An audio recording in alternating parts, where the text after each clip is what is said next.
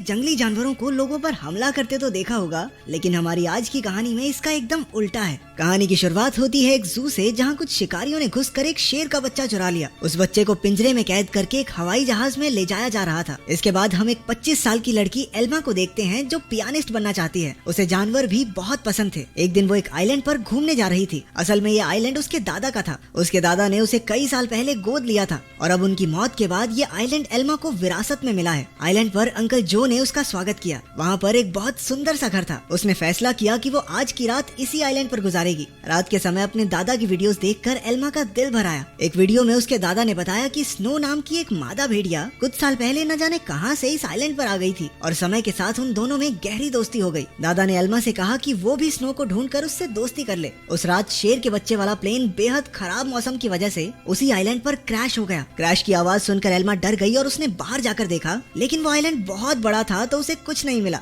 अगली सुबह चार्ल्स और एली नाम के दो नौजवान वहां आए। उन्होंने स्नो को कैद करने के लिए जाल बिछा दिया। असल में वो भेड़ियों के पार्क के मालिक थे और उसके लिए स्नो को पकड़कर ले जाना चाहते थे। कुछ देर बाद स्नो जाल में फंस गई, लेकिन अपनी सूझबूझ से चार्ल्स और एली के आने से पहले ही वो जाल काटकर भाग निकली। फिर वो तैरकर आइलैंड की दूसरी ओर जा पहुंची, जहाँ उसकी मुलाकात एल्मा से हुई। पहले तो एल्मा घबरा रही थी, लेकिन फिर उसने अपने दादा की बात याद की और स्नो को पुचकारने लगी। कुछ देर बाद एल्मा प्लेन क्रैश की जगह पर पहुंची। खुशकिस्मती से शेर के बच्चे को कोई चोट नहीं पहुंची थी। वो एक पक्षी के घोंसले में गिर गया था, लेकिन पक्षी ने उसे नीचे धक्का दे दिया और इसके बाद वो सीधा जाकर एल्मा की गोद में गिरा। एल्मा भी उसे अपने साथ घर ले आई। उसी वक्त स्नो भी अपने छोटे बच्चे के साथ घर में आ गई। घर में 3 प्यारे जानवर देखकर एल्मा बहुत खुश थी। उसने तुरंत अंकल जो को बुलाया, लेकिन उन्होंने एल्मा से कहा कि इन खतरनाक जानवरों को घर में रखना ठीक नहीं है, तुम्हें इन्हें जू वालों को दे देना चाहिए। अंकल ने ये भी बताया कि शेर के बच्चे को ढूंढते हुए जू के कर्मचारी वहाँ जरूर आएंगे, और हुआ भी बिल्कुल वैसा ही। अगले दिन एनिमल कंट्रोल वाले वहाँ पहुँच गए। वो जानती थी कि जू वाले कितने बेरहम होते हैं, इसलिए उसने फैसला किया कि वो उन्हें जानवरों के बारे में कुछ नहीं बताएगी। उसने झूठ कह दिया कि उसने किसी शेर के बच्चे को नहीं देखा। घर लौटकर उसने देखा कि स्नो अपने बच्चे के साथ साथ शेर के बच्चे को भी दूध पिला रही थी। उसे बेहद खुशी हुई, क्योंकि अब स्नो दोनों बच्चों का ख्याल रख रही थी। जैसे जैसे दिन बीतते गए, दोनों बच्चों में दोस्ती बढ़ती रही। एल्मा ने भेड़िए के बच्चे का नाम जैक रखा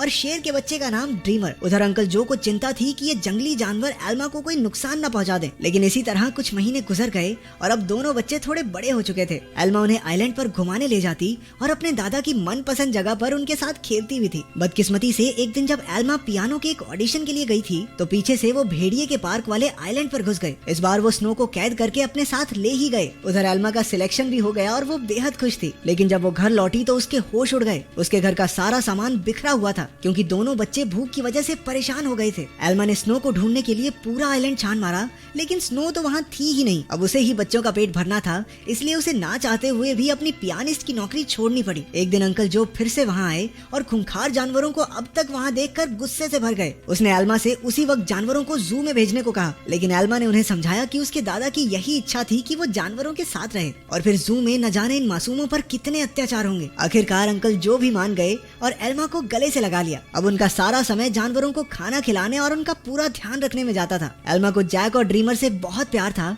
और बदले में जानवर भी उस पर जान छिड़कते थे। देखते ही देखते 1 साल गुजर गया और अब दोनों जानवर बड़े हो गए थे। अंकल जो शहर से उनके लिए मांस लाया करते थे, लेकिन उनके पास जाने में उन्हें डर लगता था। उन्होंने फिर से एल्मा को समझाया कि इनके साथ रहना खतरे से खाली नहीं है, लेकिन एल्मा किसी कीमत पर उन्हें छोड़ने को तैयार ही नहीं थी। एक दिन एक माँ बेटी कश्ती में आइलैंड के नजदीक आए। उन्हें देखकर जैक उनके पास जाने लगा। जैसे ही एल्मा ने ये सब देखा, वो जैक को रोकने के लिए भागी, लेकिन वो एक पत्थर से टकराकर नीचे गिर गई और उसके सर में चोट लगने की वजह से वो उसी वक्त बेहोश भी हो गई। वो माँ बेटी ये सब नहीं देख पाई और वापस कश्ती में चली गई। कुछ ही देर में जैक और ड्रीमर एल्मा के पास आए और उसे उठाने की बहुत सी कोशिशें की, लेकिन कोई फायदा नहीं हुआ। वो कई घंटों तक जोर जोर से आवाजें लगाकर मदद के लिए पुकारते रहे, लेकिन कोई नहीं आया। जल्द ही रात हो गई और दोनों जानवर एल्मा से सटकर बैठ गए। उन्होंने पूरी रात जागकर एल्मा को गर्माहट दी। अगली सुबह अंकल जो ने एल्मा को कई बार कॉल की, लेकिन कोई जवाब न मिलने पर वो समझ गए कि कुछ तो गड़बड़ जरूर है। वो तुरंत आइलैंड पर पहुंचे। उन्हें लगा कि जरूर इन जंगली जानवरों ने एल्मा पर हमला कर दिया होगा, इसलिए उन्होंने एनिमल कंट्रोल वालों को कॉल कर दिया। लेकिन जब उन्हें एल्मा बेहोश मिली और जानवरों को उसकी रक्षा करते देखा तो उन्हें अपनी इस हरकत पर बहुत पछतावा हुआ। इसके बाद जब एल्मा को हॉस्पिटल ले जाया गया तो डॉक्टर ने उन्हें बताया कि अगर जैक और ड्रीमर ने उसे गर्माहट न दी होती तो शायद वो आज जिंदा न होती। उधर एनिमल कंट्रोल वालों ने जैक को पकड़कर इलाई और चार्ल्स को सौंप दिया। उन्हें एहसास हो गया कि जैक तो स्नो का ही बच्चा है। वहीं ड्रीमर को एलन नाम के एक आदमी को बेच दिया गया जो एक जू चलाता था। एलन बहुत बेरहम आदमी था जो अक्सर अपने जानवरों को पीटा करता था, लेकिन अपने बाप से बिल्कुल उल्टा उसका बेटा रैफा बहुत नरम दिल का था। जल्द ही उसकी दोस्ती ड्रीमर से हो गई, लेकिन कुछ ही दिनों में बेचारे ड्रीमर को कई नशीली दवाइयां देकर सर्कस में करतब करने के लिए मजबूर किया जाता। ड्रीमर ने अब तक की अपनी जिंदगी मजे से आइलैंड पर गुजारी थी, लेकिन इन बेरहम लोगों ने उस पर काफी बुरा असर डाला। इसलिए राफा अक्सर उसके पास उसे शांत करने जाया करता। उधर हॉस्पिटल में एल्मा ने होश में आते ही जैक और ड्रीमर के बारे में पूछा। अंकल जो ने भारी दिल के साथ उसे सब सच बता दिया। जैसे ही एल्मा हॉस्पिटल से बाहर आई वो सीधा एनिमल कंट्रोल के दफ्तर में पहुंची। उसे पता चला कि जैक को तो भेड़ियों के पार्क में भेज दिया है और ड्रीमर को उन्होंने एक सर्कस ग्रुप को दे दिया था। ये सुनते ही वो गुस्से से भर गई और ऑफिसर पर चिल्लाने लगी, लेकिन अंकल जो ने उसे शांत किया। कुछ समय बाद एल्मा ने एली को फोन करके जैक के बारे में पूछा। एली ने बताया कि जैक बहुत खुश है और यहाँ उसके कुछ दोस्त भी बन गए हैं। इससे एल्मा को थोड़ी तसल्ली मिली, लेकिन अब भी वो ड्रीमर के लिए बहुत परेशान थी। अगले कुछ हफ्तों तक वो शहर की हर एक सर्कस में गई और सबसे ड्रीमर के बारे में पूछताछ की, लेकिन कुछ हाथ नहीं लगा। उधर ड्रीमर की वजह से एलन की मोटी कमाई होने लगी थी। ड्रीमर जल्द ही स्टार लॉयन के नाम से मशहूर हो गया। एक दिन ड्रीमर का सर्कस ग्रुप भेड़ियों के पार्क के पास से गुजर रहा था और जैक ने तुरंत अपने बचपन के दोस्त को पहचान लिया। जैक अपनी सूझबूझ से पिंजरे से बाहर निकल गया। एली ने जब ये देखा तो वो समझ गया कि जैक बेहद समझदार है और वो जरूर कुछ न कुछ ढूंढ रहा है। जल्द ही जैक उस तक पहुंच गया जिसे वो ढूंढ रहा था। उसने बड़ी चालाकी से ड्रीमर को भी पिंजरे से छुड़ा लिया। इतने महीनों के बाद एक दूसरे से मिलने पर दोनों जमकर खेले। जब एलन को ड्रीमर के भागने का पता चला तो उसने गुस्से में बेहोश करने वाली बंदूक निकाल ली। उसके बेटे रैफा ने उसे रोकने की बहुत कोशिश की, लेकिन लालची एलन ने उसकी एक न सुनी। हार कर रैफा भी ड्रीमर को ढूंढने एलन के साथ चल पड़ा। एलन ने एली को भी ड्रीमर के बारे में बताया। अब वो समझ गए थे कि जैक और ड्रीमर दोनों साथ ही हैं। इसी वजह से पूरे शहर में हाई अलर्ट जारी कर दिया गया। उस शाम एली ने एल्मा को सब कुछ बताया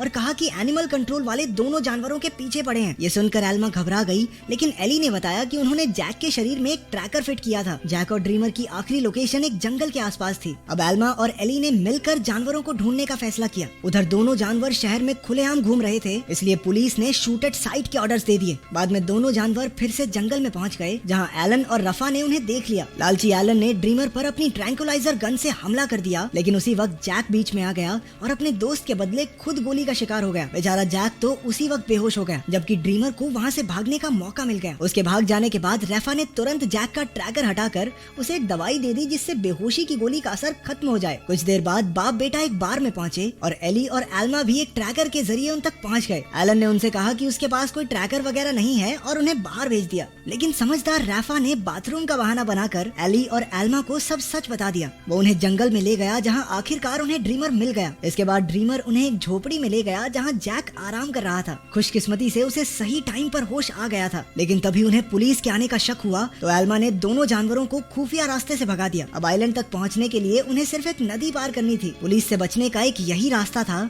लेकिन वहाँ कोई कश्ती नहीं थी, इसलिए सबको तैर कर ही जाना होगा। जैक तो उसी वक्त फुर्ती से नदी में तैरने लगा, लेकिन ड्रीमर पानी से डरता था। एल्मा ने उसे हिम्मत देने की बहुत कोशिश की, लेकिन ड्रीमर वापस जंगल की ओर मुड़ गया। जैसे ही जैक और एल्मा तैर रहे थे, उन्हें बंदूक चलने की आवाज सुनाई दी। इसका मतलब ये था कि ड्रीमर अब इस दुनिया में नहीं रहा। आइलैंड पर पहुंचकर एल्मा फूट फूट कर रोने लगी, लेकिन ड्रीमर अचानक उसके सामने आ गया। असल में वो जंगल में पुलिस वालों को भटकाने के लिए गया था। उसे जिंदा देखकर सभी खुशी से झूम उठे। आखिर एल्मा ने जैक और ड्रीमर के लौटने की खुशी में पार्टी में पियानो बजाया। अब उनका परिवार पूरा हो गया था। अंत में एल्मा ने सबको अपने प्यारे जानवरों की कहानी बताई, जिससे सभी लोगों के दिल भर आए और वो तीनों खुशी खुशी फिर से एक साथ रहने लगे। तो तुम्हारा फेवरेट जंगली जानवर कौन सा है और क्या तुम उसे पालना चाहते हो? कमेंट्स में जरूर बताना। मिलते हैं अगली वीडियो में।